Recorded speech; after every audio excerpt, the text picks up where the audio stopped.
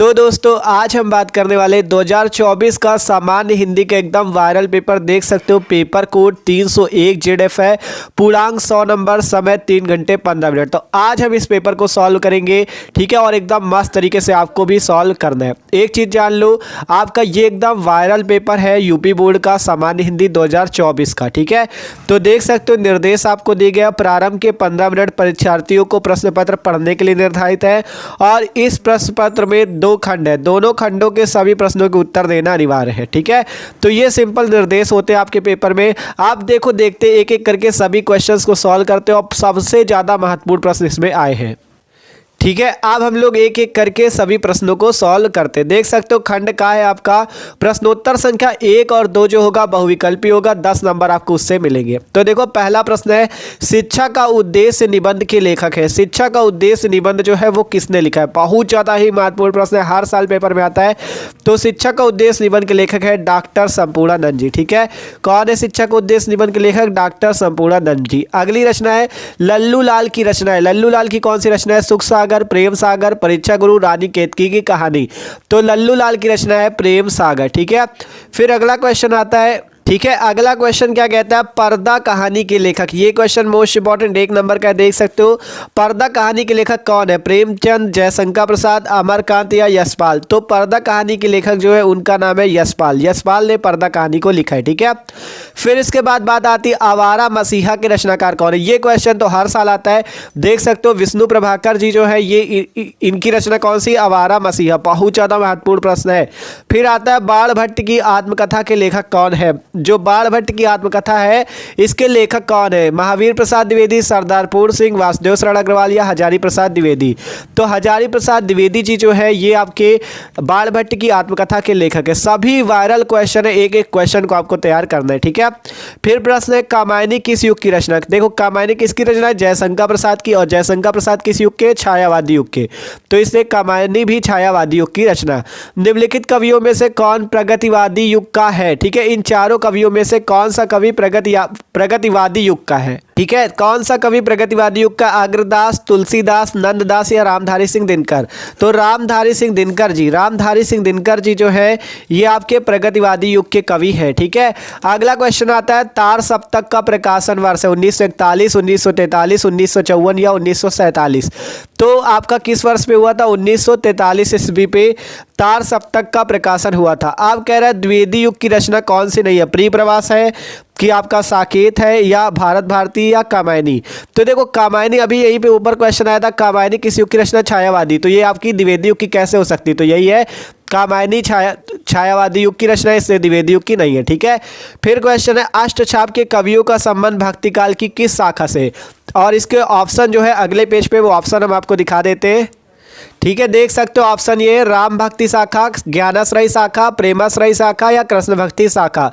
तो ये 4 ऑप्शन है, आपको बताना है किस भक्ति शाखा से आपका मतलब संबंधित है, ठीक है।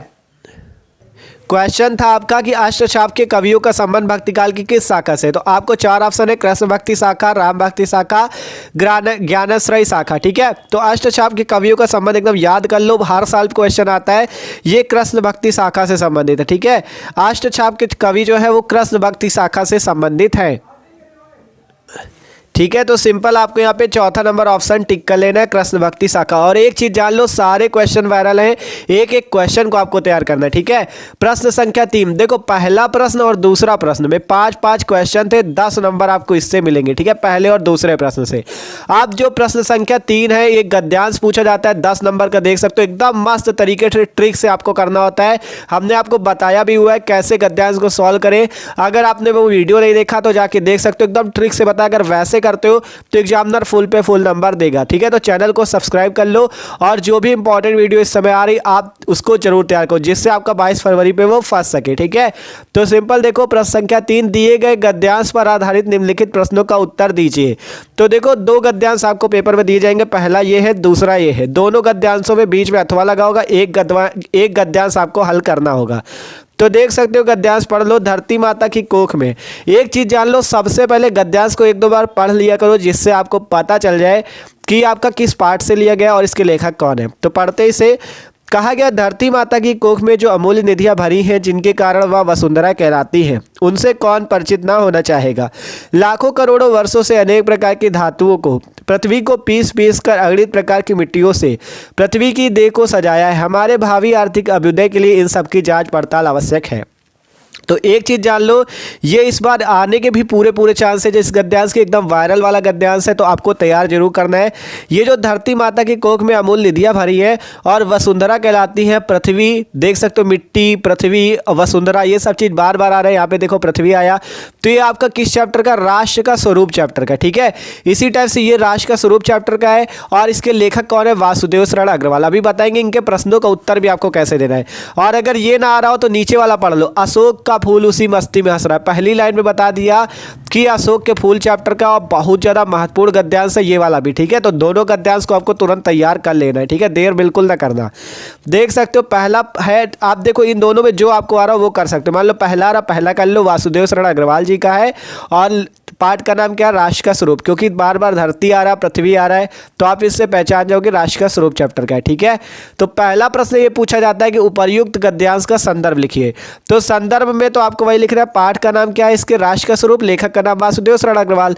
तो सिंपल लिख सकते हो, प्रस्तुत गद्यांश हमारी पाठ्य पुस्तक हिंदी के राष्ट्र का स्वरूप नामक पाठ से लिया गया तथा इसके लेखक वासुदेव शरण अग्रवाल है। अगला क्वेश्चन, धरती वसुंधरा क्यों कहलाती, तो यही पे इसका है आंसर। देखो, धरती माता की कोख में जो निधियां भरी है जिनके कारण वह वसुंधरा कहलाती है, ठीक है। तो दूसरे क्वेश्चन का आंसर ये हो गया। फिर कह रहा है रेखांकित अंश की व्याख्या कीजिए। रेखांकित अंश की व्याख्या में क्या करना होता है, जितने में रेखा खींची, ध्यान से देखो, जितने में रेखा खींची उतने की व्याख्या आपको करनी। मतलब ये जो धरती माता की कोख में निधियां भरी हैं जिनके कारण वह वसुंधरा कहलाती है, उससे कौन परिचित ना होना चाहेगा, ठीक है। सिंपल यही आपको बताना है।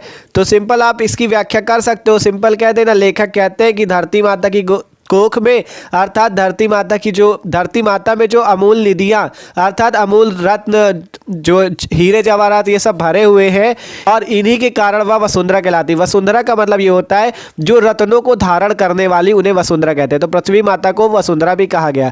तो इसी हिसाब से आपको बना के भी लिख देना, ठीक है।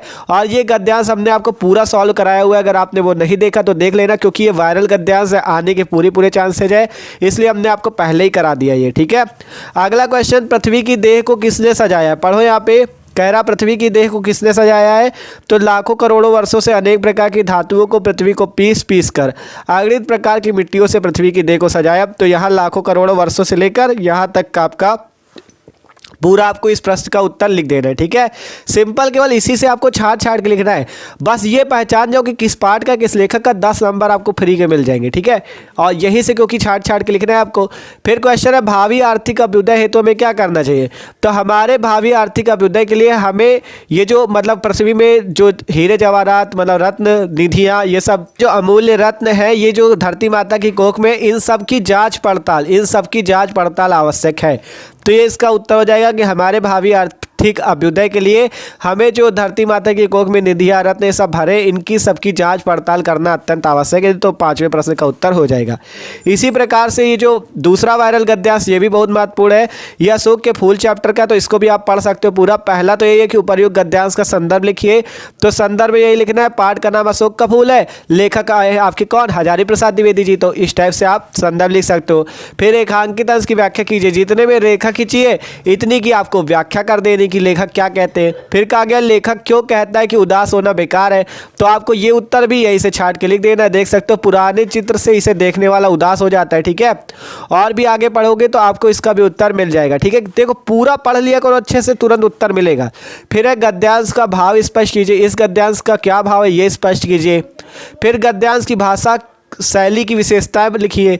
ये किस भाषा में, उसकी शैली की विशेषताएं लिखिए। तो ये वाला गद्यांश भी मोस्ट इंपॉर्टेंट था। ये दोनों गद्यांश हमने करा रखे, आप इसका वीडियो जाके चैनल पे देख सकते हो, ठीक है।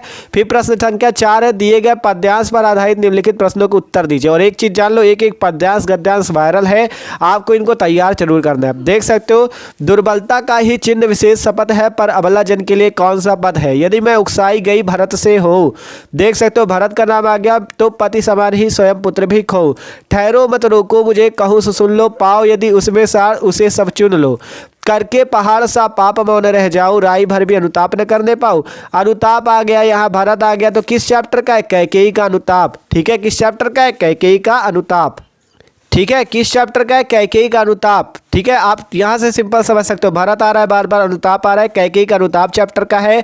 और इसके लेखक कौन है? मैथिली शरण गुप्त जी। बहुत ज़्यादा वायरल पद्यांश है ये। ठीक है, ये जान लो हर साल आता है, इस बार भी आने के पूरे पूरे चांसेज है। तो आपको तैयार करना है सिंपल क्वेश्चन, उपर्युक्त पद्यांश का संदर्भ लिखे तो संदर्भ में यही लिखना। लेखक का नाम क्या है? मैथिली शरण गुप्त। और आपके पाठ का नाम क्या है? कैकेयी का अनुताप। तो वही चीज लिख देना। रेखांकित अंश की व्याख्या, जितने में रेखा खींची इसकी व्याख्या कर देना। फिर कह रहा है करके पहाड़ सा पाप मौन रह जाऊं, राय भर भी अनुताप न करने पाऊं, पंक्तियों में कौन सा अलंकार? अलंकार बता देना है।